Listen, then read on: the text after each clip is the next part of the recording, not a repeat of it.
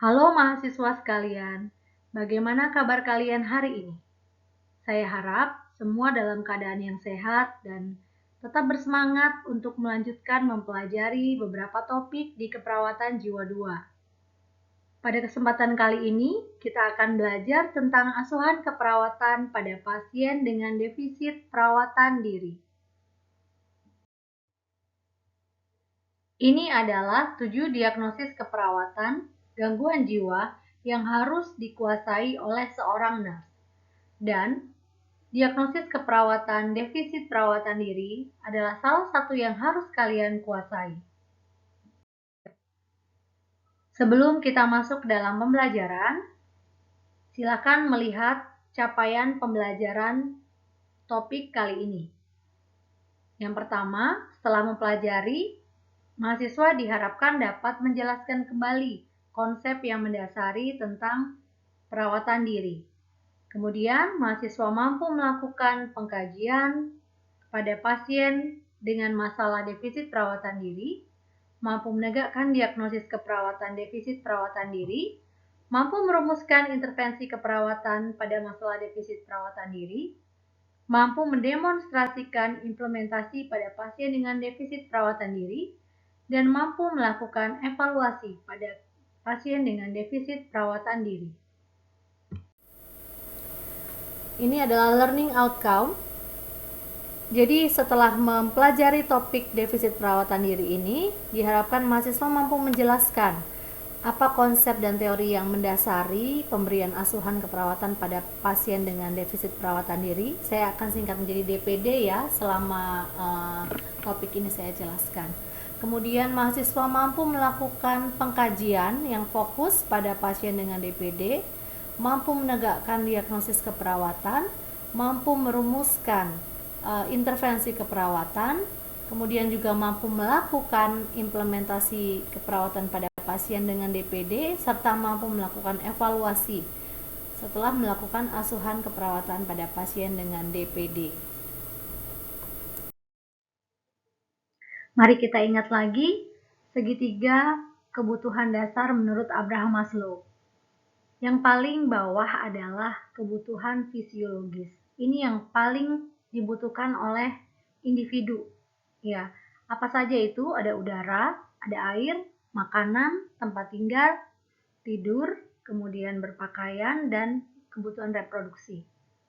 Nah, menurut kalian, perawatan diri ini ada di bagian mana? Oke, masuk dengan clothing atau berpakaian, dan yang kedua adalah safety needs atau kesehatan. Sekarang kita membahas tentang teori yang lebih khusus ke arah keperawatan, yaitu self-care deficit theory oleh Dorothea Oren. Jadi di dalam teorinya Dorothea Oren ini ada 3 statement. Yang pertama, theory of self-care, yang kedua, the self-care deficit theory, dan yang ketiga, the theory of nursing system. Saya jelaskan satu persatu ya. Yang pertama, theory of self-care. Jadi teori ini berfokus pada praktek yang dilakukan oleh individu untuk mempertahankan kesehatannya sendiri. Ya, jadi alangkah baiknya kalau seorang individu itu mampu mandiri dalam melakukan effort atau upaya-upaya yang dapat meningkatkan kesehatan dirinya. Dalam konteks self-care berarti harapannya setiap individu itu sebaiknya bisa melakukan mandi, makan, berhias, toileting secara mandiri gitu. Yang kedua, the self-care deficit theory. Teori ini menggambarkan kapan keperawatan dibutuhkan. Ya, jadi teori ini sudah melibatkan perawat begitu. Jadi apa sih peran perawat dalam self-care deficit ini? Yang pertama, perawat bisa berperan dalam membimbing pasien untuk melakukan self-care, mendukung pasien melakukan self-care, menyediakan lingkungan yang mendukung self-care itu dapat dilakukan. mengajarkan bagaimana cara melakukan self-care, atau dapat membantu secara langsung individu yang mungkin kesulitan melakukan self-care untuk dapat melakukan perawatan diri. Ya, contohnya pada pasien dengan gangguan jiwa itu saking karena patogenesis penyakitnya, kognitifnya bisa menurun dan tidak mampu melakukan self-care. Ada yang sudah lupa caranya mandi, bagaimana caranya toileting, di mana toileting itu dilakukan, bagaimana cara membersihkannya. Nah, itu perlu bantuan perawat. Nah, sekarang posisinya perawat itu yang mana? Apakah si pasien itu hanya butuh support, diingatkan untuk mandi, ataukah cara mandi pun sudah lupa, sehingga perlu dari awal diajarkan apa alatnya, bagaimana caranya, ataupun didampingi ya.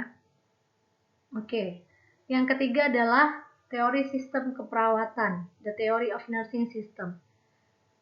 Kalau teori ini adalah hasil dari serangkaian hubungan antara perawat dan pasien. Jadi di sini mulai ada istilah bantuan penuh, bantuan sebagian, ya, atau bantuan yang berupa dukungan atau edukasi saja. Nah, sekarang kita perhatikan gambar ini. Ini adalah seorang ODGJ yang biasa kita temui sebagai ODGJ terlantar di jalanan. Menurut kalian, komponen mana dari teori kebutuhan dasar Maslow yang tidak terpenuhi pada pasien ini? Kemudian, tadi kita juga belajar tentang self-care deficit ala Dorothea Oren. Kira-kira bagian mana yang sesuai atau tidak sesuai dengan teori self-care deficit oleh Dorothea Oren? Silakan diskusikan. Ini adalah definisi dari masalah keperawatan defisit perawatan diri. DPD atau defisit perawatan diri adalah sikap tidak mampu melakukan atau menyelesaikan aktivitas perawatan diri, meliputi ketidakmampuan untuk kebersihan diri, berpakaian, makan dan minum, eliminasi, dan lingkungan. Penyebab dari DPD apa saja? Yang pertama adalah kelemahan. Ini kita lihat dari konteks keperawatan jiwa ya. Pasien dengan gangguan jiwa itu kenapa bisa mengalami kelemahan? Contohnya adalah pasien-pasien yang mulai yang terlantar ya di jalanan. Di jalanan terlantar, makan dan minum tidak cukup, sehingga dia juga tidak punya energi yang cukup untuk melakukan kegiatan sehari-hari.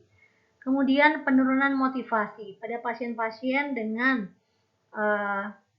penurunan dopamin, sehingga cenderung untuk sedih, cenderung untuk menarik diri. Biasanya motivasi untuk melakukan jadwal hariannya pun terganggu, apalagi untuk hal-hal yang dia sukai. Ya, jadi itulah pasien jadi malas mandi, malas makan, apapun tidak dilakukan. Kemudian kemunduran kemampuan, contohnya pada pasien-pasien yang mengalami masalah dalam kemampuan kognitif ya. Jadi pasien ini sudah tidak ingat bagaimana caranya mandi, bagaimana alat-alatnya, apa saja yang diperlukan, gitu. Kemudian gangguan psikologis, ini konteksnya memang gangguan psikologis dan kendala lingkungan. Contohnya alat-alatnya tidak ada ya, lingkungannya tidak kondusif untuk bisa melakukan perawatan diri. Itu juga bisa menjadi penyebab seseorang bisa mengalami defisit perawatan diri. Oke, kira-kira apa sih penyebabnya seorang pasien itu bisa mengalami defisit perawatan diri? Kita tahu bahwa tidak hanya di rumah sakit jiwa saja ya defisit perawatan diri ini bisa diangkat. Karena penyebabnya itu adalah kelemahan. Mungkin ada anggota tubuh yang mengalami penurunan kekuatan otot ya, atau mengalami parese atau hemiplegia atau paraplegia ya. Kemudian penurunan motivasi. Jadi dari individu sendiri malas untuk melakukan perawatan diri, mandi, berhias dan lain-lain. Kemudian kemunduran kemampuan ya. Ini yang menyebabkan individu jadi tidak dapat mandi, tidak dapat BAB dan BAK sesuai dengan cara yang lazim ya. Nah, kemudian gangguan psikologis. Nah, ini yang fokus pada pasien-pasien yang mengalami gangguan jiwa atau juga kendala lingkungan ya, karena ketidaktersediaan alat-alatnya atau sarana prasarananya tidak mendukung, itu bisa menjadi penyebab. Kita bisa mengangkat sebuah diagnosis. Sebelumnya kita akan melakukan pengkajian ya. Kita akan lihat tanda dan gejalanya. Ini adalah tanda gejala mayor, artinya tanda gejala yang biasanya mayoritas dialami oleh pasien dengan defisit perawatan diri. Untuk data subjektifnya, pasien akan menolak untuk melakukan perawatan diri, enggan untuk melakukan perawatan diri, dan mengatakan tidak tahu bagaimana caranya melakukan perawatan diri. Sedangkan ini data objektifnya, kita bisa observasi ya, kulitnya apakah kotor, rambutnya, giginya, apakah ada sisa-sisa makanan, kukunya hitam-hitam dan panjang, pakaiannya kotor, lusuh, tidak rapi, atau tidak tepat.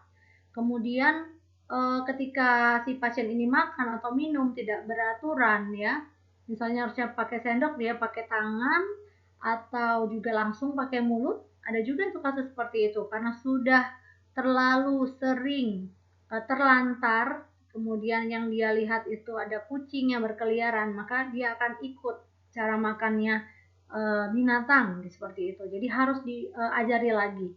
Kemudian eliminasi BAB dan BAK tidak pada tempatnya, tidak dibersihkan, dan lingkungan tempat dia tidur atau tempat dia tinggal itu tidak rapi dan kotor. Itu adalah tanda dan gejala mayor. Nah, ini adalah tanda dan gejala minor ya, tidak mampu menyiapkan peralatan mandi, tidak bisa melepas dan memakai baju sendiri, tidak mampu mengambil makanan dan minuman, tidak mampu menggunakan toilet. Kemudian kita akan melakukan tindakan keperawatan. Kita lihat dulu tujuan asuhannya apa saja. Jadi ada ranah kognitif, ranah psikomotor, dan ranah afektif ya. Yang pertama kognitifnya dulu. Pasien harus bisa menjelaskan perawatan diri itu seperti apa sih. Kemudian dapat mengidentifikasi masalah yang ia alami. Kemudian mengetahui bagaimana caranya melakukan perawatan diri. Kalau targetnya ini berarti yang kita berikan adalah betul edukasi ya, edukasi tentang defisit perawatan diri, cara melakukan perawatan diri. Nah, ranah yang kedua adalah psikomotor. Capaiannya yang ingin kita lakukan yaitu pasien mampu melakukan kebersihan diri, mampu memenuhi makan dan minum. Ini mulai dari mempersiapkan sampai dengan makan dan minum sendiri ya. Kemudian melakukan eliminasi, menciptakan lingkungan yang bersih dan aman. Berarti di capaian psikomotor ini kita harus ada praktek. Bagaimana caranya melakukan self-care. Nah, untuk bisa praktek berarti kita juga harus siapkan lingkungan yang mendukung, alat-alat yang diperlukan. Itu kita bantu bersama pasien ya. Ajarkan pasien untuk mengingat kira-kira kalau mandi ini alatnya apa saja misalnya gitu. Kemudian bagaimana mempersiapkannya, bagaimana mencari alat-alat ini supaya tersedia kalau sedang ada di rumah sakit jiwa, seperti itu ya. Yang ketiga adalah ranah afektif. Kita minta pasien kita buat supaya dia merasa nyaman, kemudian mampu merasakan manfaat perawatan diri dan mampu melakukan sendiri ketika nanti perawat tidak ada di samping pasien ya. Intervensi untuk pasien. Yang pertama, kita tujuannya melatih kebersihan diri, self care untuk mandi, keramas, sikat gigi, berpakaian, berhias, gunting kuku. banyak ya, 1, 2, 3, 4, 5, 6 ya. Jadi silakan yang pertama, kedua, ketiga, dan 4 itu adalah beda-beda semua tujuannya ya. Jadi yang dipersiapkan apa? Untuk bisa melatih kebersihan diri karena tadi ada aspek kognitif, psikomotor, dan afektif. Berarti yang pertama edukasi dulu. Edukasi dulu mandi itu yang seperti apa, alatnya itu seperti apa, caranya seperti apa. Keramas, keramas itu dilakukan seminggu berapa kali atau apakah setiap hari atau 2 hari sekali, alatnya apa, manfaatnya apa kalau dilakukan, kalau tidak dilakukan apa manfaat apa kerugiannya ya. Nah, semua ini dijelaskan. Jadi di dalam satu kali melakukan intervensi, Anda mengajarkan dulu, kemudian melatih dan mendukung ya. Nah, ada pasien yang tinggal dikasih arahan, dia bisa sendiri. Tapi ada juga yang perlu diajari ya. Sudah ada alatnya sekarang untuk sama kayak kita mengajarkan anak kecil itu ya, sabun gimana pakainya itu juga perlu dibantu seperti itu. Kemudian latih makan dan minum, alatnya apa saja, bagaimana cara mempersiapkan makan dan minum, bagaimana melakukan makan dan minum sampai membereskan alat makan dan alat minum ya, seperti itu. BAB dan BAK, kebersihan dan kerapian lingkungan sama.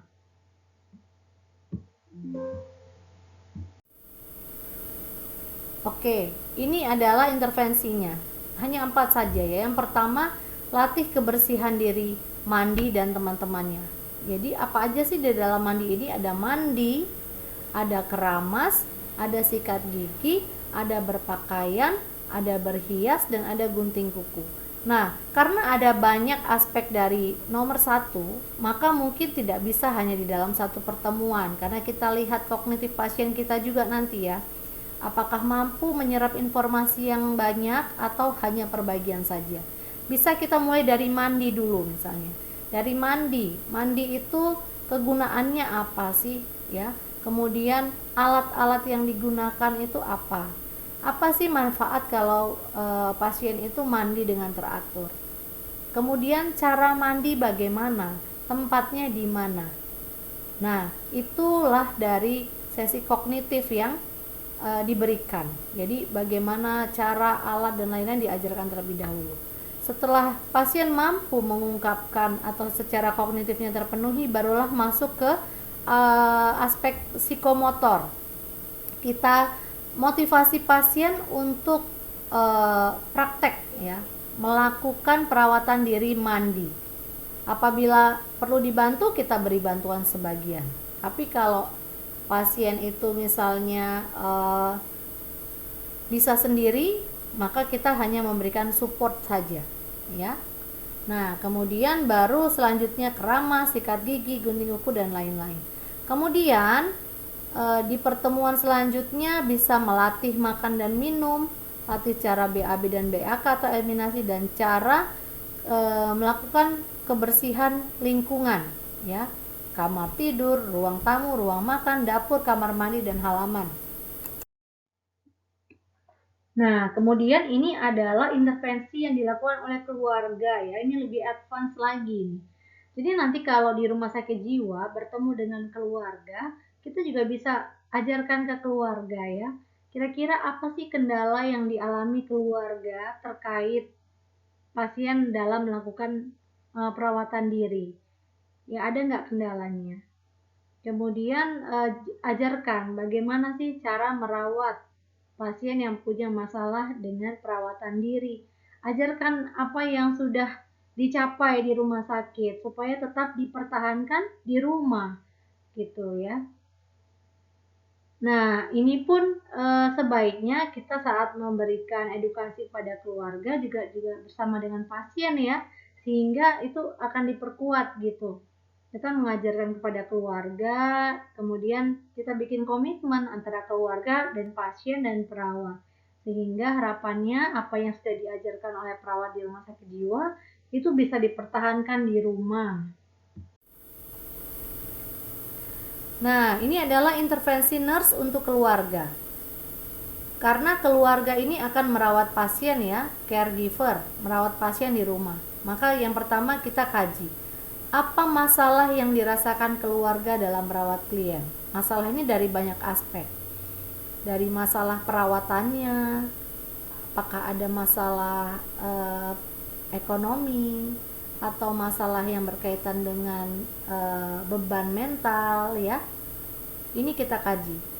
Kemudian jelaskan terjadinya proses dari defisit perawatan diri yang dialami pasien. Diskusikan bagaimana cara merawat. Jadi kita ajarkan juga apa yang kita ajarkan kepada pasien tadi, ya, cara memandikan, memotivasi pasien mandi misalnya ya. Dan tadi satu itu mandi ya. Kemudian ada toileting atau eliminasi, makan dan minum, dan kebersihan lingkungan tadi. Kemudian diskusikan cara merawat klien, bantu keluarga memutuskan cara merawat yang sesuai dengan kondisi. Jadi kemungkinan defisit perawatan dirinya ini tidak semuanya ya. Pasien sudah bisa mandi tapi belum bisa misalnya makan dan minum dengan baik, belum bisa kebersihan lingkungan, maka kita lakukan saja yang sesuai dengan kebutuhan pasien. Kemudian latih keluarga merawat, jadi ini melibatkan keluarga itu sendiri dan langsung pasiennya bersama dengan perawat. Nah, kemudian juga membutuhkan support dari keluarga besar. Libatkan seluruh anggota keluarga untuk menciptakan suasana yang mendukung, mengingatkan pasien, melakukan kegiatan bersama, memotivasi, dan jangan lupa pujian atau reinforcement positif. Karena kalau dipuji maka harapannya pasien akan mengulangi pencapaian yang baik tadi. Kemudian kita perlu jelaskan juga tanda dan gejala DPD yang memerlukan rujukan ke fasilitas pelayanan kesehatan seperti apa. Tentunya kalau dari pasiennya itu sudah mandiri, tiba-tiba mengalami defisit lagi, pasiennya halusinasi lagi, akhirnya sibuk dengan dunianya sendiri, akhirnya tidak mandi, tidak makan, BAB-BAK di tempat tidak semestinya. Nah, itu berarti perlu dirujuk ya ke fasilitas pelayanan kesehatan. Nah, ini adalah terapi aktivitas kelompok untuk defisit perawatan diri. Nanti ada satu topik yang membahas tentang terapi aktivitas kelompok untuk 7 diagnosis keperawatan ya. Ini hanya sekilas saja dan akan kalian bahas lebih dalam ketika di topik tentang terapi aktivitas kelompok. Nah, ini adalah terapi aktivitas kelompoknya. Apa bedanya? Kalau TAK berarti ya diberikan ke beberapa klien ya yang memiliki masalah yang sama, yaitu DPD. Sesi 1 mengenal DPD, sesi 2 mampu melakukan DPD, sesi 3 mampu melakukan makan dan minum, ya. Sesi 4 melakukan BAB dan BAK. Ini hanya 4 sesi, ya. Gitu. Oke, sekian materi tentang asuhan keperawatan pada pasien dengan defisit perawatan diri. Saya harap Anda dapat mempraktekkannya dalam role play di laboratorium dan kemudian Anda juga dapat mengaplikasikannya kembali ketika Anda melakukan praktek klinik di rumah sakit jiwa. Salam sehat dan semangat selalu!